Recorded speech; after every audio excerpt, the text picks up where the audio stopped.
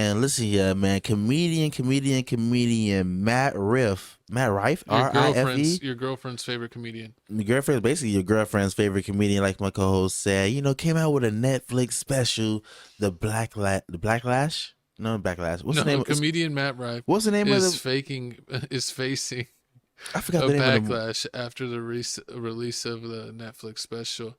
Fans are appalled. Rife's domestic violence joke and mock apology that linked a website for a special need helmets. So I mean, we have everything right here. He had the Netflix special. We got the joke that he allegedly told that had everybody in the uproar. We're gonna give you our 2 cents after.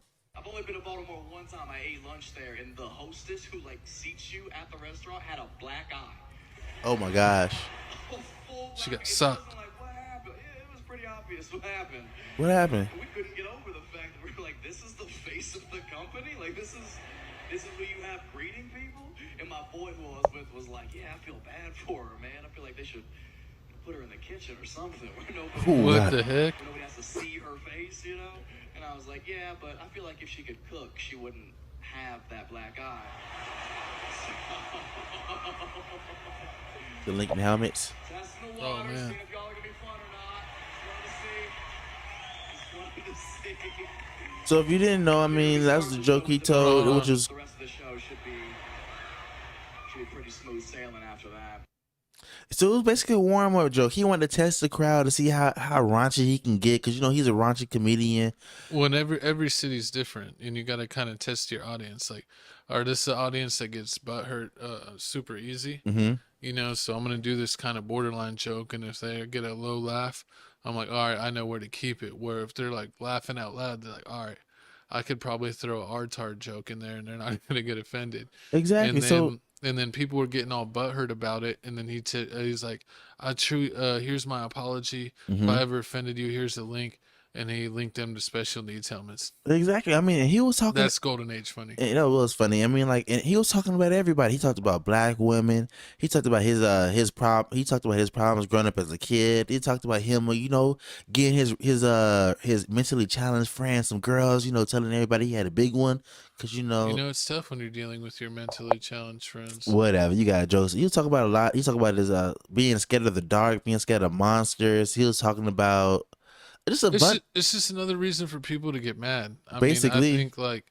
and I think that's what people forget, that comedians are usually like, they make jokes about things that you're not supposed to laugh about, true. and make things jokes about, things you're not supposed to say to, bring comedy. That's honestly a style of comedy, and comedians have never been judged this harshly at any time. And it seems like now, if they say any type of joke that's maybe some would consider a little over the line, it's just everyone wants to get butthurt and cancel them. And True. it's like comedians can't be afraid that every joke that they say is going to get them canceled. Mm-hmm. They should be able to say a joke, and if the joke doesn't land, and they're like, and if it's so bad where they apologize for it, that's one thing. But I mean, this was I know domestic violence is never funny, but this was like a lighthearted joke. And it's like, come on, y'all don't watch South Park.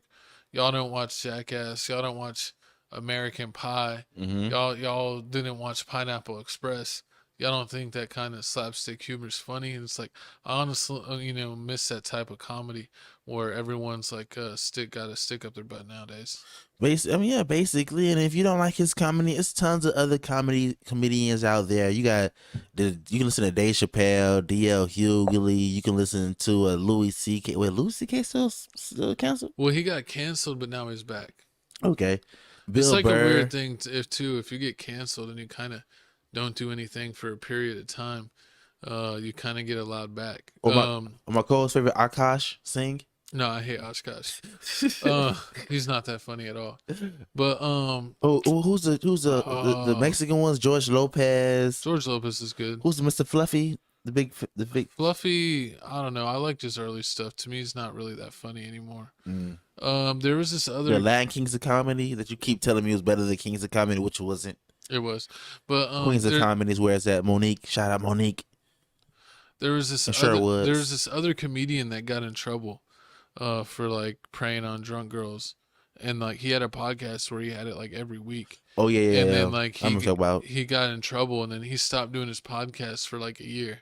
And then he just started randomly doing his podcast again and acted like nothing happened. And so much time had passed. People were like, "Oh, we're glad that you're back from your break." They didn't even remember It was what they got mad at him about. And then it's like his view count and stuff went right back to where it was like before he got in trouble. It's like you dang near just got to disappear for like 6 months to a year, and you can come back pretty much unscathed. That's what I see true. a lot of people do now. Then, because it was like weird that like he was like he had a lot of jokes about like being around drunk girls and stuff, Uh huh. and then you find out he's straight edge, so like he doesn't drink. So it's like, why are you always at the bars and the club if you don't drink? Oh, you can listen to that hillbilly comedy, Huh? like the or you can listen to the hillbilly comedy, I mean, I like honestly Duck like. Dynasty dudes. I mean, let me look up his name. I honestly liked him as a comedian, and then I thought that was pretty bad how he got in trouble. And then Two Bears in One Cave, they're comedians. It's so many. Oh yeah, and then David Spade, you can listen to David Spade if you. I mean, there's so many comedians out there. So of course you're gonna get offended by a couple of them. They're gonna try some things. But I mean, like, hey, he's saying that he doesn't. Matt saying he doesn't care about your whole trying to cancel him because I mean, like, he ain't your gym membership because you can cancel your gym membership, but you can't cancel him. He ain't going nowhere. He got this. He got TikTok, so he gonna keep going. But what you found a person yet? Nah, man. But I was trying. did to you like find it when I was playing the movie? God dang, I can't believe it, dude. I know his freaking name now. It's gonna drive me What was it? absolutely The comedian, crazy. comedian dude. He was the hillbilly. No, he's not a hillbilly at all. Who? Which? He's like a white dude that's like kind of tall. He's been on like some TV shows. He has like long hair, like not long hair, but like long hair for a dude, where it kind of like goes Bill up Russell? Not to Bill his Russell. shoulder. No, and he kind of has Russell a Brand? big nose. Um, I forgot his name. he was on Workaholics, like an episode.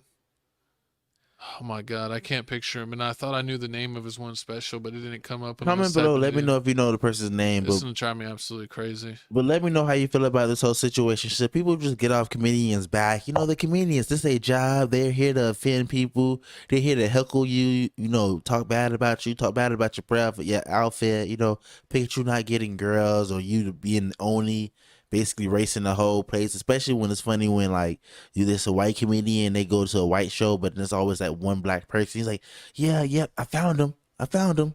He's one of us now. He likes the potato salad with the raisins in it. Yeah, So it's like that. But I mean, while my co-host is trying to find it, you ain't find it. I can't believe it, and I know like I don't know if they got deleted all his stuff or what, Mm. but I know because Chris D'Elia, that's his name. Jesus Christ, man. Chris what? Let me pull him up. I couldn't remember for the longest. He's actually really funny, but he got in like a decent bit of trouble. This dude.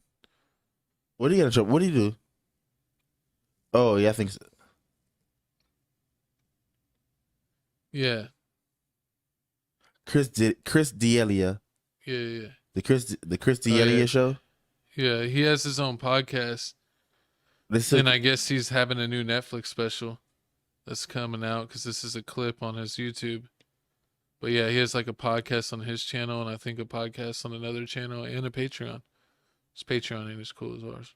But yeah, man, he got in trouble because like he had all these jokes where he was talking about like all these like drunk girl situations, and like how drunk girls act when you're like at the fast food line, or when they're gonna act like almost throw up, and all this stuff. And he would everyone found out that like he's sober, so like he doesn't drink at all, but he always goes to like the bars and shit.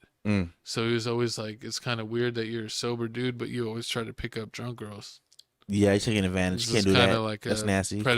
predator behavior. It's like he doesn't do anything. Like he doesn't smoke, he doesn't drink, and then you're out here just preying on people when they're partying, and that's seemed a little weird because he got accused of something by some girl where like he took her home, and then she woke up and like she didn't remember like really anything, and just bad stuff. Can't mess with it. Can't mess